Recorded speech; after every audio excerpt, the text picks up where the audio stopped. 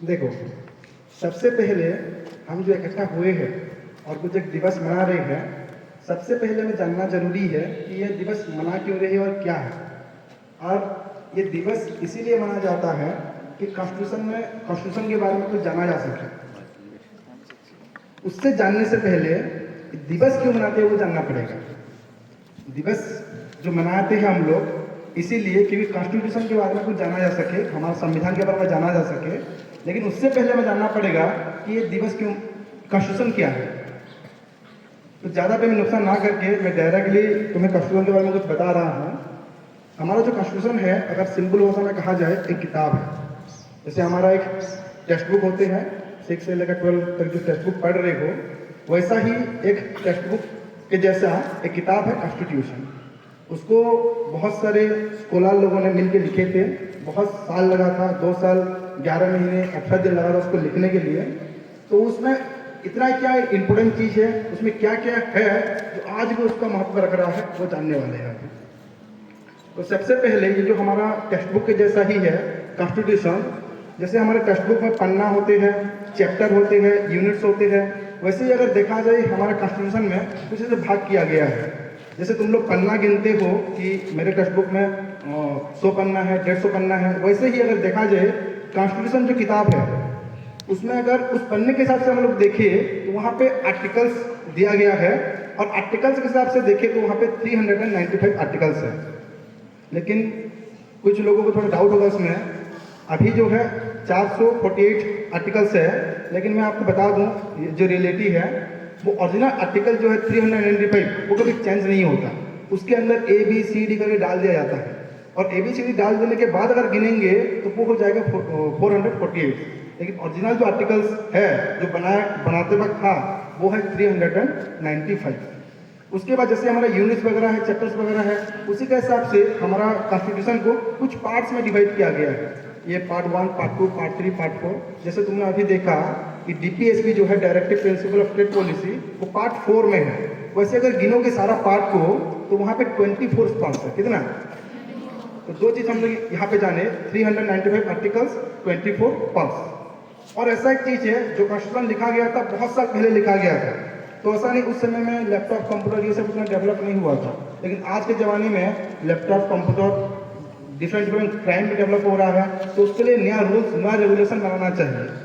क्योंकि जो old rule regulation बना गया है उसको चेंज भी किया जा सकता है। और उस चेंज करने को कहते हैं अमेंडमेंट। क्या कहते हैं? अमेंडमेंट। लेकिन सारा चीज़ को चेंज नहीं कर सकते। इतना अच्छे से 2 साल, इतना लगभग 3 साल लगा के लिखे हैं बड़े बड़े स्कॉलर मिल के, और हम तो ऐसे कुछ चेंज नहीं कर सकते, उसको ऐसे फाड़ के कुछ अलग लिख नहीं सकते। इसीलिए कुछ बनाया गया है जो हर कुछ सालों के अंदर चेंज होता है। और जो चेंज होता है उसको अलग से कुछ डाला गया है, और जहाँ पे डाला गया है उसको कहते हैं स्केड्यूल। क्या कहते हैं? तो 3 चीज़ देखिए, आर्टिकल्स, दूसरा पार्ट्स, तीसरा स्केड्यूल। आर्टिकल अगर मैं और बताऊं क्योंकि बहुत ही इंपॉर्टेंट है, यहाँ अगर इतना टाइम हम बैठे हैं कुछ सीख के जाएंगे तो ये सबसे इंपॉर्टेंट चीज़ है जो नंबर में कह रहा हूँ। 395 आर्टिकल्स, 24 पार्ट्स। और शेड्यूल बताऊं, पहले 8 था, अभी 12 है। जैसे कि मैं सिंपल सा शेड्यूल का एग्जाम्पल दूँ, जैसे कि पकड़ लो प्रेसिडेंट है, उनका सैलरी जितना भी जो आ रहा है, पहले कम आ रहा था, धीरे धीरे बढ़ेगा। इन्फ्लेशन बढ़ रहा है, महंगाई बढ़ रहा है, तो सैलरी बढ़ेगा कि नहीं? तो सैलरी हो गया, या कोई अलग अलग नया नया लैंग्वेज निकल के आ रहा है, वो लैंग्वेज ऐड होगा कॉन्स्टिट्यूशन में, ये जो चेंज होगा ही होगा। ऐसा चीज़ को हम रखते हैं कहाँ पे? स्केड्यूल में। पहले 8 था, 4 चेंज हो गए, वो अभी कितना हो गया है? कितना? 12 शेड्यूल है। तो ये हमारा किताब है, जैसे हमारा मैथ साइंस का किताब है हमारे पास, वैसा ही किताब हमारा वहीं पे है। उसके बाद अगर हम समझेंगे हमारा जो किताब है जो हम क्लास 6, 7, 8 या 12 में पढ़ते हैं, वो किस लिए पढ़ते हैं? इसीलिए क्योंकि हम लोग कुछ जान सके, एग्जाम में उसी रिलेटेड क्वेश्चन आएगा और कुछ सीख सके। और हम लोग उसी किताब के हिसाब से गाइड होते हैं। एक गाइड जो वर्ड है ध्यान रखना। वैसे ही अगर हमारा संविधान का जो किताब है वो देश को गाइड करता है। अगर मैं आपको बताऊं सिंपल सा, कोई चलो एक गेम खेलेंगे, कोई भी गेम, लेकिन नियम कुछ है ही नहीं। कितना बजे शुरू होगा, कितने घंटे का गेम होगा, कितना प्लेयर होंगे, कौन जीतेगा, कौन हारेगा, कुछ नियम है ही नहीं। तो गेम का वैल्यू है? बिल्कुल नहीं है। तो कुछ नियम होना चाहिए। जैसे क्रिकेट में पकड़ लो, जो बॉल है ऊपर से अगर बाउंड्री के उस पार जाएगा तो वो 6 माना जाएगा, क्योंकि नियम बनाया गया है। समझ पा रहे हो कि एक ओवर में 6 गेंद जो है वो होगा कि नियम बनाया गया है, तभी खेल का मजा आ रहा है। वैसे ही अगर इतना बड़ा देश हमारा जो है इंडिया, उसको चलाने के लिए कुछ नियम नहीं चाहिए जरूर। तो उसी के लिए ये नियम जो है किताब में लिखा गया है, उसी किताब का नाम है कॉन्स्टिट्यूशन, समझ लिए। उसके बाद ये कॉन्स्टिट्यूशन बना कैसे है, अगर वहां पे ध्यान देंगे तो सिंपल सा चीज समझ लो, इंडिया इंडिपेंडेंस से पहले इंग्रेज के अधीन में था, इंग्रेज लोग राज कर रहे थे। तो इंग्रेज लोग जो है अपना लॉ खुद चला रहे थे हमारे ऊपर, हम इंग्रेज के अंडर रह के काम कर रहे थे, वो जैसे बोल रहे थे वैसे कर रहे थे। लेकिन जब इंग्रेज यहाँ से छोड़ के जा गए, चले गए इंडिया को छोड़ के, तो हमें कौन चलाएगा? इंग्रेज चला रहे थे, ठीक है, इंग्रेज चले जाने के बाद कौन चलाएगा? हम तो अनाथ हो जाएंगे। इसीलिए हमारे देश के जो बड़े बड़े लीडर है उस समय जो है मिल के वो एक कॉन्स्टिट्यूशन बनाए, एक किताब बनाए, एक नियम बनाए, उस नियम के अनुसार हम लोग अधीन होंगे, उस नियम के अनुसार हम लोग शासन होंगे। और तुमको जान के हैरानी होगा, हमारा जो इंडियन कॉन्स्टिट्यूशन है वो lengthiest constitution of the world है, क्योंकि उस समय जो है जो इंडियन थे, हमारा देश बड़ा देश है, तो हम सारा कंट्री से उनका कॉन्स्टिट्यूशन पढ़ने के बाद, सारा कंट्री का प्रॉब्लम जानने के बाद, सोल्यूशन जानने के बाद, सारा प्रॉब्लम सोल्यूशन जान के एक किताब में हम लोग लिखे थे, इसीलिए वो है lengthiest constitution of the world. उसके बाद ये कॉन्स्टिट्यूशन जो किताब बना कैसे, उसके बारे में कुछ समझाऊं। तो जब अंग्रेज छोड़ के जा रहे थे इंडिया से, तो इंडिया में इलेक्शन होगा, इंडिया में पीएम होंगे, ये सब होंगे। तो उसी के हिसाब से एक छोटा सा इलेक्शन हुआ था, और उस इलेक्शन में कुछ एक इंस्टीट्यूशन जो है ग्रुप सिलेक्शन हुए थे, जिसका नाम है कॉन्स्टिट्यूएंट असेंबली। कॉन्स्टिट्यूएंट असेंबली, वो कॉन्स्टिट्यूएंट असेंबली क्या करते हैं, वो कॉन्स्टिट्यूएंट असेंबली मिलके एक किताब लिखने के बारे में सोचते हैं, और वहां से पर्टिकुलर एक ग्रुप निकल के आते हैं जिसको कहते हैं ड्राफ्टिंग कमेटी। क्या है बताओ जब से? Drafting committee. ड्राफ्टिंग का सिंपल सा मतलब क्या है तो मैं बता देना चाहता हूँ। ड्राफ्टिंग ऐसे नॉर्मल भी एक सिंपल सा वर्ड है, लिखने को ड्राफ्ट कहते हैं, और कुछ लिखते हो तो उसको ड्राफ्ट कहेंगे। तो एक ड्राफ्टिंग कमेटी बनाया गया कॉन्स्टिट्यूएंट असेंबली के अंदर, जिसका 7 मेंबर थे। ड्राफ्टिंग कमेटी के 7 मेंबर थे, और सिर्फ 7 मेंबर ने मिलके उस किताब को लिखा गया। लेकिन 7 मेंबर में से एक लीडर था, जैसे कि हर एक ग्रुप में एक लीडर होते हैं, तो 7 मेंबर में से एक लीडर थे जिनका नाम था B.R. अम्बेडकर।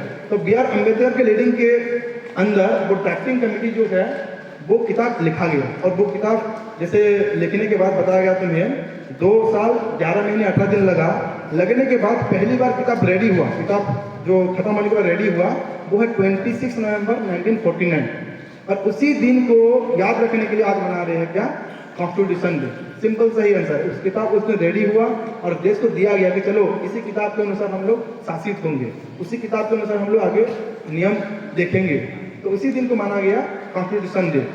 लेकिन अगर उससे थोड़ा और हट के हम जाने तो जनवरी 26, 1950, उसके कुछ महीने के बाद, लगभग पकड़ सकते हो कितना, 2 महीनों के बाद वो कॉन्स्टिट्यूशन इफेक्ट हुआ। दो चीज एग्जाम में आते हैं, एक है एडॉप्ट, एक है इफेक्ट, और फोर्स कह सकते हो।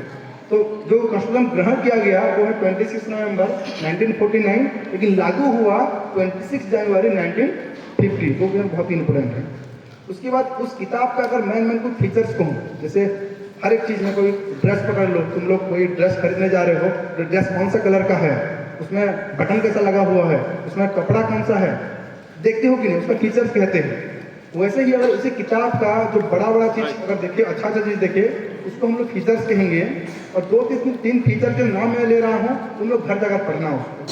पहला फीचर है इंडियन कॉन्स्टिट्यूशन का लेंथिएस्ट कॉन्स्टिट्यूशन ऑफ द वर्ल्ड। दूसरा है फेडरलिज्म, ये बहुत ही इंपॉर्टेंट है, फेडरलिज्म। तीसरा है parliamentary form of government, fundamental rights, fundamental duty. ये सब जो चीज है वो दिया गया है कॉन्स्टिट्यूशन के फीचर्स में। तुम लोग अपना घर जाके किताब में ढूंढना, ये मिल जाएगा, आराम से पढ़ सकते हो। इसी को कहते हैं कॉन्स्टिट्यूशन के फीचर। और आज भी जो है हम लोग उसी कॉन्स्टिट्यूशन के हिसाब से चल रहे हैं। और एक मैं वो याद दिला दूं तुम्हें कि कॉन्स्टिट्यूशन में कुछ चेंज करना हो तो उसको कहते हैं अमेंडमेंट, क्योंकि नया क्राइम, नया अलग अलग रूल्स निकल के आ रहे हैं, और ये सब चीज जो है वो कॉन्स्टिट्यूशन में नहीं था, आज डाला जा रहा है, उसी चीज को कहते हैं अमेंडमेंट। जैसे कि एक सिंपल सा एग्जाम्पल मैं दूँ, अगर जीएसटी जो है, जीएसटी नहीं था पहले, वो जीएसटी ऐड किया गया बाद में, उसको अमेंडमेंट कहा जाता है। ऐसे बहुत सारा चीज धीरे धीरे करके अमेंडमेंट किया जा रहा है, लेकिन ओरिजिनल जो आर्टिकल है 395 वो कभी चेंज नहीं होगा, वैसे ही कि वैसे रहेगा। और ये लास्ट पॉइंट मेरा है कि हम जो ये सब मिल के कुछ बातचीत कर रहे हैं, कुछ डिस्कशन कर रहे हैं, हम कह रहे सुन रहे हो, तुम लोग कुछ कह रहे हो, उसका उद्देश्य क्या है अगर समझोगे, सिंपल से उद्देश्य है कि कुछ एक नया चीज होने वाला है, कुछ एक चीज हो रहा है, उसके बारे में जानते हुए घर में जाकर उसको और रिसर्च किया जाए। जैसे सिंपल सा वर्ड तुम सुनिए, आज कोई लोग सुना नहीं हुआ क्लास 6-7 के भी, कॉन्स्टिट्यूशन करके है, तो कॉन्स्टिट्यूशन सुने, वो एक किताब है, नियम का किताब है, इतना जाने बहुत बढ़िया। उसके बाद तुम लोग खुद ढूंढो उस किताब में और क्या क्या है, वो किताब दिखता कैसे है, नेट वगैरह चला रहे हो घर में जाकर, तो उसी किताब दिखता कैसे है, आज जाकर सर्च करना कॉन्स्टिट्यूशन ऑफ इंडिया, देखना इमेज में चले जाओगे तो वो किताब दिखता कैसे दिखेगा। वो किताब अभी रखा गया है, उसको कॉपी वगैरह सारा जगह में दिया गया है।